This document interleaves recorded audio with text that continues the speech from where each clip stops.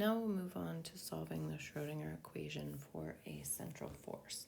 And for this, we are going to introduce our lovely polar spherical coordinates.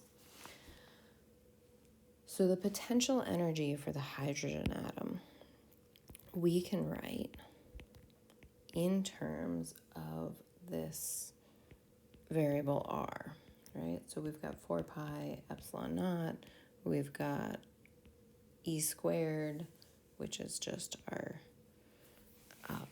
basic unit of charge, the 1.6 times 10 to the minus 19 coulombs. So you've got that on the proton and that on the electron. So you have that attractive force, which is going to lead to a potential energy with this negative sign because it's attractive. So R is that radial distance, and in Cartesian we would write it kind of in a three-dimensional Pythagorean kind of equation of x squared plus y squared plus z squared and take that square root to describe that distance r. So if we solve the Schrodinger equation and used Cartesian coordinates x, y, and z with this potential, that would make that a very painful differential equation to solve. So instead, we'll stick with the spherical coordinates. So I grabbed this image from your book because it's way better than having me draw it. And this describes the spherical polar coordinates that we're going to work in. So in these coordinates, r is the radius, it's the radial distance out from the origin. Theta is our polar angle. And it is the angle from the positive z-axis downward, right? So we can see it described right here in the picture from the positive z-axis downward. Theta can range from 0 to 180 degrees, or to pi. Our radius can range from 0 to infinity, right? It's not going to have a negative number. It's always going to be positive, but we can move from the origin out to infinity. Polar angle is going to go from the positive z-axis down to the negative z-axis. And then our third coordinate is phi. I always say this wrong. Phi is the azimuthal, angle. And so that angle we measure from the positive x-axis around toward the positive y-axis and beyond the positive y-axis, really. So we can see that in this picture here, that we're starting at the positive x-axis and rotating around the positive z-axis in a counterclockwise direction. And that should be pretty familiar to you from other physics classes. So our angle phi can range from 0 to 2 pi. And if we check that out, those ranges should describe all of space, but should describe it only once, right? That's exactly what we want. Now, in your book, they do make this little notation here. There's an unfortunate coincidence that the azimuthal angle, the phi angle in our coordinate system, and phi in our temporal part of the wave function, we use the same variable. So just keeping track of not confusing those two things. All right, so with our polar coordinates, there are a couple things, or our polar spherical coordinates, there are a couple things to keep track of. So as we move down from the z-axis, if we move a little further, you might be tempted to say we've moved d theta further, but d theta would just be a description of an angle further. We want an actual distance that we've moved. So you need to take that d theta and multiply it by this r to actually get a distance that we've moved. So that is this coordinate here, this rd theta, right? dr, this thickness of this volume element, is fine. That is just a little bit further out, and that is a length. So rd theta and dr are 2 dimensions there, and then our last one is this dimension here, which we can track as r sine theta d phi, right? So again, we might be tempted to say, oh, we've moved a little bit of angle phi, but we need to multiply it times this radial length out at that spot. And that radial length is r times sine theta, right? So we can get our formulas for how we transfer from Cartesian to our spherical polar coordinates here. That our z term is r sine theta, our y term is r sine theta sine phi, and our x term is r sine theta cosine phi. And then our little bit of volume element in these coordinates happens to be r sine theta and r d theta. So we're going to go r squared sine theta. And we've got dr, d theta, and d phi. Hopefully that makes some amount of sense.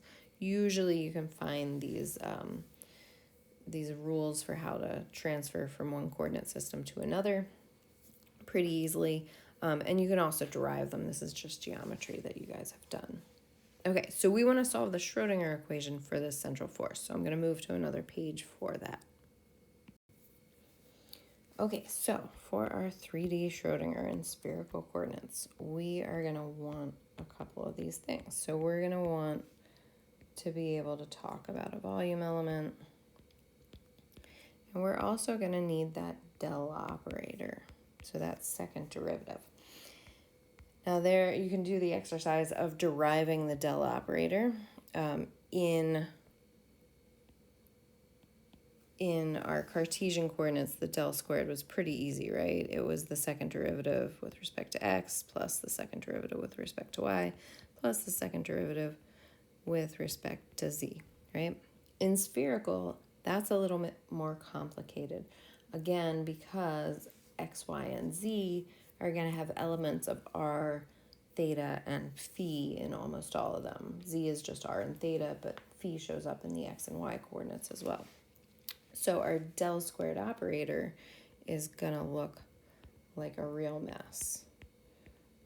So you've got your first term with your partial derivative with respect to r.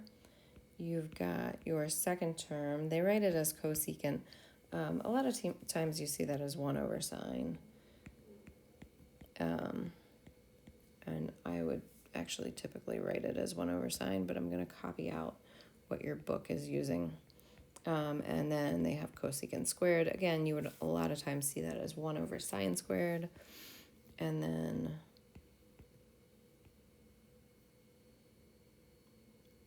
that should be d squared. So there's a little typo in my version of the book. D phi squared. So it's a second derivative there.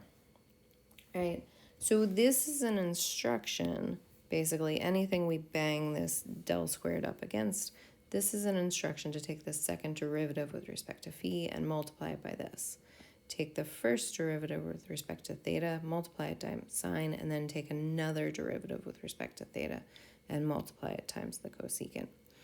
Again, take the derivative, multiply that times r squared, take the derivative again. So you're kind of working from right to left instead of left to right here as you go through this math step by step by step.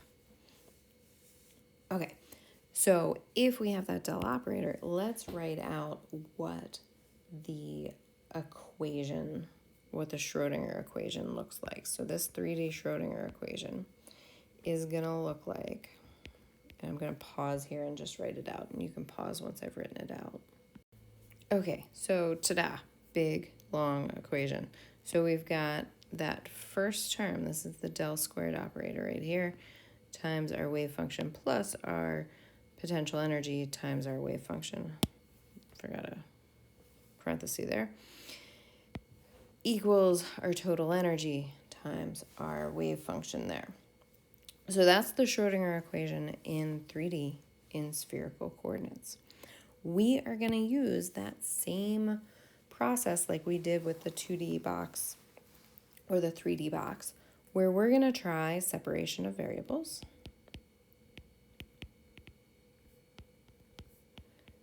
And we are going to say that we should be able to come up with a solution for our wave function that is going to be three functions: a function of r, a function of theta, so I'm going to write like a capital theta, I don't know how else to do it, and a function of phi.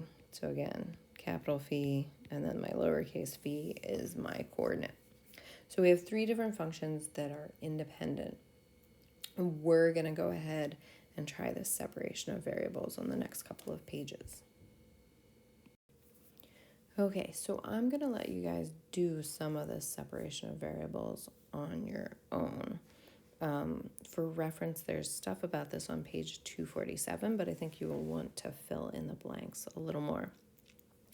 So I think it's easier to look at it as 1 over sine instead of cosecant, and 1 over sine squared instead of cosecant squared. So I'm going to rearrange my Schrodinger equation a little bit to try to tease out what is going on here.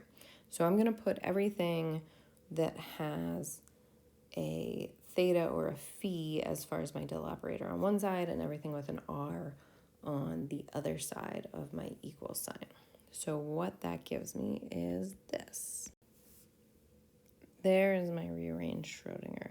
Now take a minute and write this down. You can go ahead and pause me right here and write it down because it's a lot to write down. So everything I've got here, where I've got these square brackets for this guy, r theta phi, that's everywhere I had a wave function in my original Schrodinger equation. So I'm trying to separate variables, so I'm going to go ahead and write it out as three separate functions multiplied together to see if I can do this. So when we do that, let's go ahead and work through the derivatives one by one. When we do that, this guy, the only thing affected by these partial derivatives with respect to theta is the theta function. So let's work through that. We're going to have the derivative of this, so d theta, if that makes sense, times sine theta. Then we're going to take another derivative. So let's work out what that looks like. So this first term, I'm just going to circle it in blue. So I'm circling it in blue. And I'm going to go ahead and just work out that one term. So 1 over sine squared, or 1 over sine, sorry. And then we're going to do sine theta. And then this is my capital theta derivative. Now we could turn that into an ordinary derivative because theta is the only function there. Now that is not going to have any effect on the function r or the function phi, right? Because they don't have theta in those two functions. So we're going to keep those out front. So let's do one step further.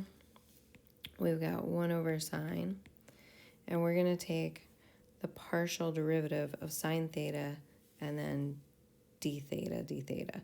So we're going to take the derivative of the first thing times the second thing. So that's my capital theta. This is where it becomes hard with my handwriting. That's my lowercase theta. And then plus the first thing times the derivative of the second. Right? And of course we still have, I'll just put them out front, we still have those functions r and phi going on there. And then we can punch through one more. We could divide that sign through and simplify that a little bit further. So that's our first term. Our second term here, I'll outline in red. I know that's not super helpful for everybody if you can't see those colors. But the r term and the theta term pull through, And we're just going to have the second derivative of our phi equation with respect to phi. Right, that's our second guy. And then we can do the same thing with the r term. And again, you're going to evaluate this derivative, then multiply it by r squared, then do another derivative. So you get this chain rule thing going on again. So I want you guys to work through what this equation would turn into as we plod through. The next step in working through this, let's go back to black, is to divide this entire equation by those three functions, r, theta, and phi.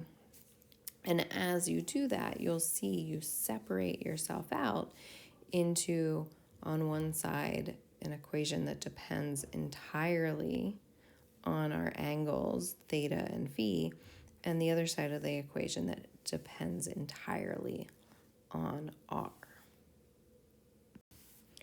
We'll pick up at this point in class on Thursday and try to work through the rest of this derivation. But like I said, try to look on page 247 and work out what they're doing in that separation of variables section.